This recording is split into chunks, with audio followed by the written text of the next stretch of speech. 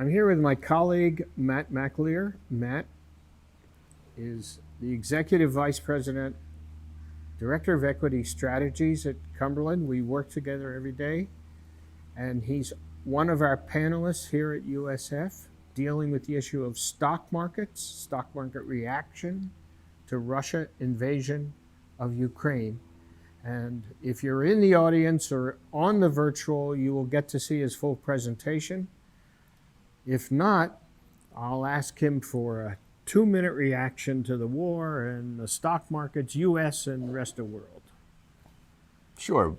We've had a ton of pressure since the invasion, but that also goes hand in hand with a Fed aggressively hiking rates. There's never one scenario that affects the market. I think between both the invasion and the Fed, that's where most of this pressure obviously is coming from as the market tries to get some of this priced in. It goes on for centuries. Markets trying to price in a downside.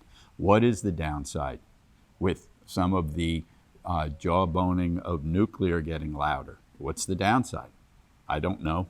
We don't know. The market's trying to price that in. So when we hold our morning meetings, which we do regularly at Cumberland, you use a phrase, what can go right, what can go wrong. I have heard you say that 1,000 times, so Right. I think my quote is pretty accurate. Yes. So here we are, we have a shooting war, we don't know how big, and we have a worldwide financial shock. We're talking about it here at this conference today.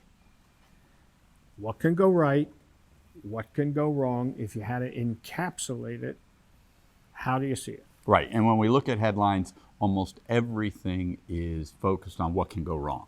That's just the nature of headlines. Well, it's a good thing you're not a journalist, right? So we try to lean against headlines we're seeing. So from a what can go right standpoint, handful of things.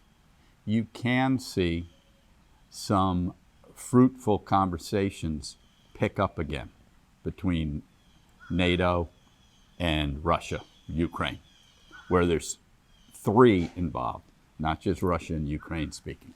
That could give a little bit of relief to some of the tension. In terms of on a more drastic scenario that probably the world would like to see is some type of coup within Russia. Seems a long shot. Seems that Putin's interior people are tight and beholden to him. Those are a couple things that can go right. Let me tell you a third thing that may go right, and it's not particularly positive in terms of Russia and Ukraine, and that is fatigue. Regardless of what we're seeing there, the fatigue of seeing the same scenario play out over months starts to lessen its impact on the market. The market does not continue to trade on the same information for months and months and months in a row. It needs new news. It needs new news. So as you may say to yourself, boy, that's an odd way to look at it. But the market will get fatigued of this and move on to something else to some extent. What can go wrong? Everybody knows what the worst case is, and that is that Russia, in some form of weapons of mass destruction. Yeah, we talked about that at dinner. We did. Whether it's chemicals, whether it's warheads, it doesn't have to be a Hiroshima type of scenario. It can be localized on the nuclear attack. That would be a breach that the markets, and that's what we're talking about here, the markets would have a very, very difficult reaction to. So let me get one more in while we got about a minute left. We talk in our morning meetings about Asian markets and Asian economies. We talk about Taiwan, Korea, China. We have that discussion regularly. We're focused on them in the international portfolios. Can you just encapsulate the Asian markets, which have been tanked hard? Are they cheap? What do you see in opportunity, risk? What can go right? What can go wrong? Yeah, we like to divide the Asian markets the way we approach them, and one is the open markets, which the leader there is South Korea, Japan, where they are business people first, supported by their political structure. At least some of the time. Yeah. Then you have China, which is the largest piece of any emerging markets index. So you've heard it many times stated, as far as China goes, so goes the emerging markets index. China is in a world of hurt in multiple ways. Most self-inflicted, if you consider the way they've handled COVID and the way they've handled their own entrepreneurship there.